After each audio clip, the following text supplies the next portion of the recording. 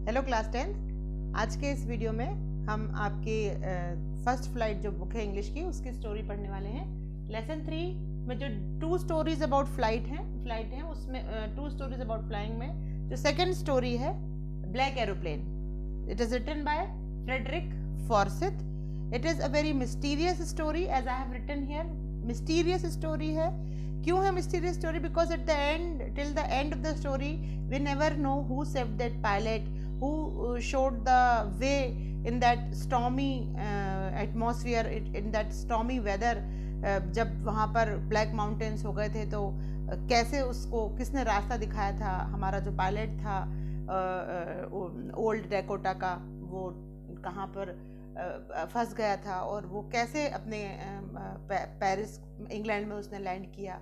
तो ये सारी चीज़ें हम इस लेसन में देखने वाले हैं। So I have written here the important points of this lesson.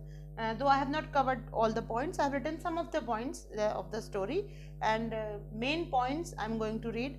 मैं main points read करूँगी story के और आपको explain करूँगी पूरी story. It's like a summary of the story. So if you want the main points, you can go on underline with me. So let's start the story. The moon was coming up in the east behind me and the stars were shining in the clear sky above me. जो story है वो start होती है कि जब pilot जो है moon was coming up और स्टार्स शाइन कर रहे थे and the sky was clear. वो ये कहना चाहते हैं कि जब उन्होंने उड़ान भरी पेरिस से तब स्काई जो था वो बिल्कुल क्लियर था, वहां पर कोई भी बादल नहीं था। There wasn't a cloud in the sky, और वहां पर एक भी बादल नहीं था। Alone high up above the sleeping country side, और वो कहते हैं कि मैं कंट्री साइड जो थी वो पूरी नींद में उस समय डूबी हुई थी, स्लीपिंग थी, और मैं अकेला आकाश में उड़ रहा था अपने ओल्ड डेकोटा एरोप्लेन। और उनका एरोप्लेन का नाम था old Dakota DS-088। I have written here France to England उड़ान भर रहे थे, उनके प्लेन का नाम था ओल्ड डेकोटा DS-088। ये आपको याद रखना है, ये कभी ऑब्जेक्टिव में भी पूछा जा सकता है। France back to England dreaming of my holiday looking forward to being with my family. It is 1:30 in the morning, और वो 1:30 सुबह के 1:30 थे और वो अपने प्लेन में उड़ रहे थे। And he was dreaming to meet with his family, to spend the vacation with his family. उनको छुट्टियां बितानी थी, उनकी छुट्टियां लग रही थी। वो इंग्लैंड से ही थे और वो पेरिस से इंग्लैंड जा रहे थे और वो बहुत खुश थे। वो अपनी फैमिली से मिलने के लिए बहुत खुश थे और वो वहाँ का गुड ब्रेकफास्ट भी करना चाहते थे। तो वो उड़ने के लिए बहुत उतावले थे। He called the Paris control soon, और उन्होंने सोचा कि वो अब उन्होंने क्योंकि उड़ान भर ली है तो वो अपने पेरिस कंट्रोल रूम को कॉल करते हैं और कहते हैं Paris control Dakota DS-088 here, can you hear मी। वो लोग जब बोलते हैं तो इस तरह से उनकी लैंग्वेज रहती है, इसमें वो ये ज़रूर पूछते हैं can you hear me, I am on my way to England over. और फिर वो ये कहते हैं कि मैं अपने गंतव्य पर, मतलब मैं इंग्लैंड पहुंचने पर हूँ, और फिर वो कहते हैं ओवर। वहाँ से वॉइस आती है, the voice of the radio answered me immediately DS-088 I can hear you. और रेडियो से आवाज़ आती है कि हाँ DS-088 मैं तुम्हें सुन सकती हूँ। You ought to turn 12 degrees west now DS-088, और वो इंस्ट्रक्शंस देती हैं कि अब आपको 12 डिग्री नॉर्थ में, वेस्ट में इंग्लैंड की तरफ अपने प्लेन को टर्न करना है, और कहती हैं over. I checked the map and the compass, switched over to my second and last fuel tank, turned the Dakota 12 degrees west towards England। और उन्होंने अपना कंपास चेक किया, मैप चेक किया और अपने प्लेन को 12 डिग्री वेस्ट की तरफ इंग्लैंड की ओर टर्न किया। और उन्होंने अपना जो सेकेंड फ्यूल टैंक था, 2 फ्यूल टैंक होते हैं प्लेन में, तो फर्स्ट वाला ओवर हो चुका था और उन्होंने सेकेंड फ्यूल टैंक को ऑन कर लिया था। I will be in time for breakfast, और वो बड़े खुश थे कि मैं ब्रेकफास्ट के टाइम पर मैं इंग्लैंड में होऊंगा। A good big English breakfast, और वो एक बहुत बड़ा गुड इंग्लिश ब्रेकफास्ट करेंगे वहाँ जा कर के, क्योंकि वो इंग्लैंड के ही थे। And it was an easy flight, और तब तक सब कुछ बहुत ईजी चल रहा था। Paris was about 150 kilometres behind me, और पेरिस अब मुझसे 150 किलोमीटर पीछे छूट चुका था। आई सॉ द क्लाउड्स, और सडनली उनको क्या दिखे? बादल दिखे, और स्टॉर्म क्लाउड्स दिखे उनको। काले गहरे रंग के बादल उनके सामने पहाड़ की तरह आकर के एकदम से प्रकट हो गए हों जैसे, क्योंकि अभी तक तो क्लियर था स्काई, और अचानक से ये पहाड़ जैसे बादल आ जाते हैं. They looked like black mountains, वो लिख रहे हैं.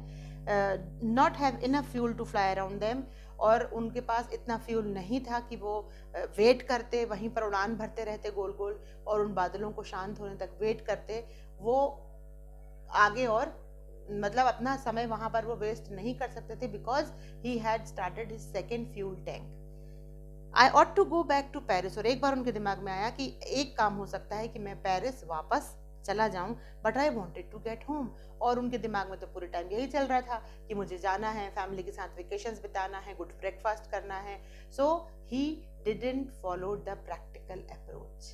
प्रैक्टिकल अप्रोच उस समय क्या थी, समय की डिमांड क्या थी कि वो वापस पेरिस जाते, लेकिन क्योंकि उन्हें जाना था, he wanted to be with his family, he wanted to a good breakfast, he wanted to go to England, he wanted to spend vacation there, so he didn't fly back and he had took the risk.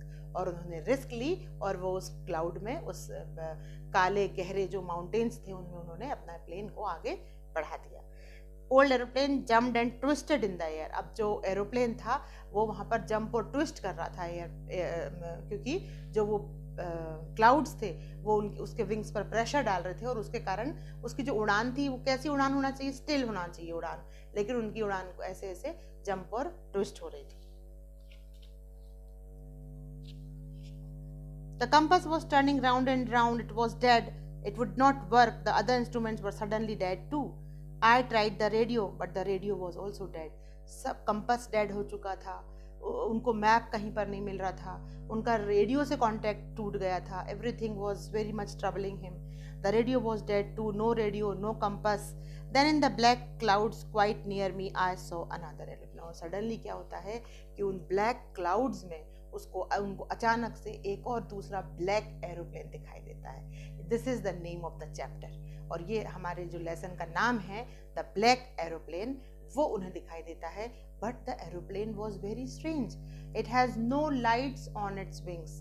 और ऐसा aeroplane तो कभी उन्होंने देखा ही नहीं था कि उस एरोप्लेन के विंग्स में हमेशा लाइट्स होती हैं, लेकिन इस एरोप्लेन के विंग्स में लाइट्स नहीं थी, इसीलिए इसे नाम दिया black aeroplane. I could see the pilot's face, लेकिन उनको पायलट का फेस दिखाई दे रहा था. He lifted one hand and waved, और उस दूसरे पायलट ने जो ब्लैक एरोप्लेन में बैठे थे उन्होंने अपना हैंड ट्विस्ट किया, वेव किया, और उनको फॉलो होने का आदेश दिया, या उनको कहा कि तुम मेरे पीछे आओ, फॉलो मी.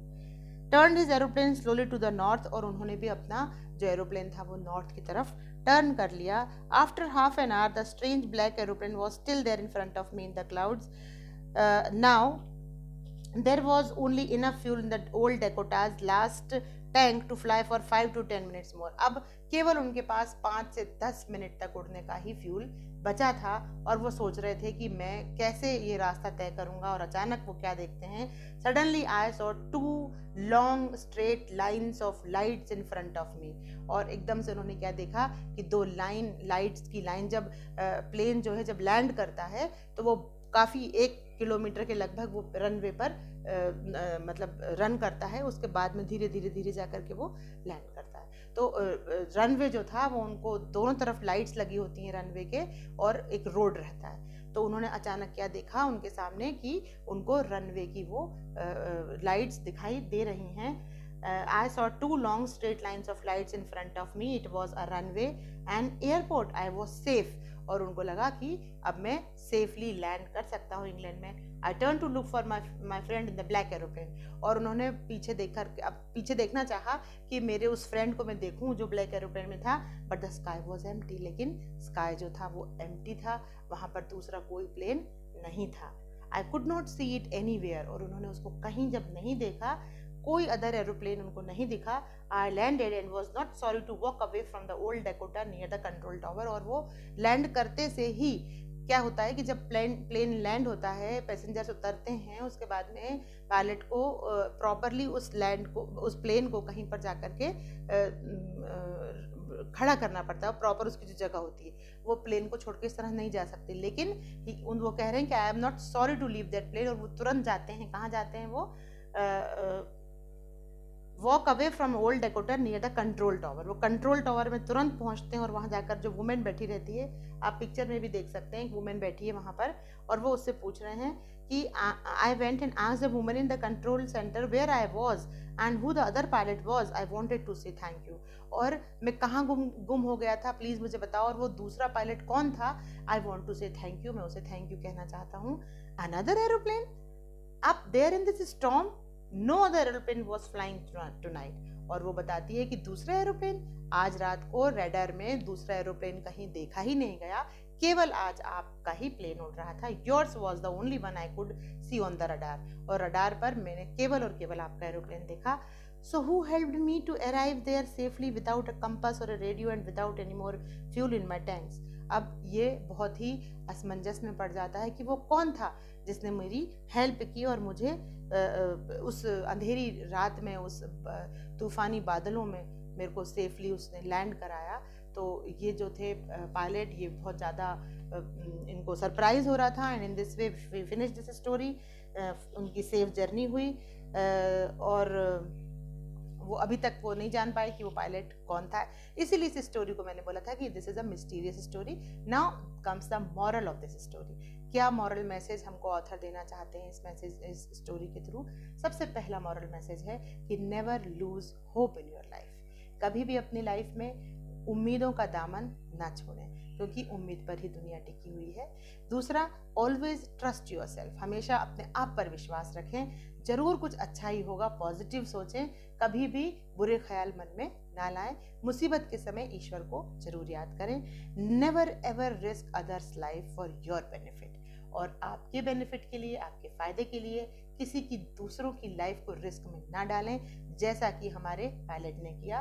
वो खुद अपनी छुट्टियां बिताना चाहता था, परिवार से मिलना चाहता था, और उस कारण उसने क्या किया, अपने बाकी जो पैसेंजर्स थे उनकी लाइफ को भी रिस्क में डाल दिया, जबकि उसको प्रैक्टिकल अप्रोच फॉलो करनी थी। उस समय डिमांड क्या थी कि वो अपनी प्रैक्टिकल अप्रोच फॉलो करे, वापस पेरिस चला जाए और वहां जाकर सभी पैसेंजर्स को सेफली लैंड करवाए। लेकिन he was very emotional at that time and he didn't follow the practical approach. So this story teaches us that if we are in such a problem, then we should try to follow the practical approach at that time. So please read this very nice story and try to solve the question answers of this story. Thank you.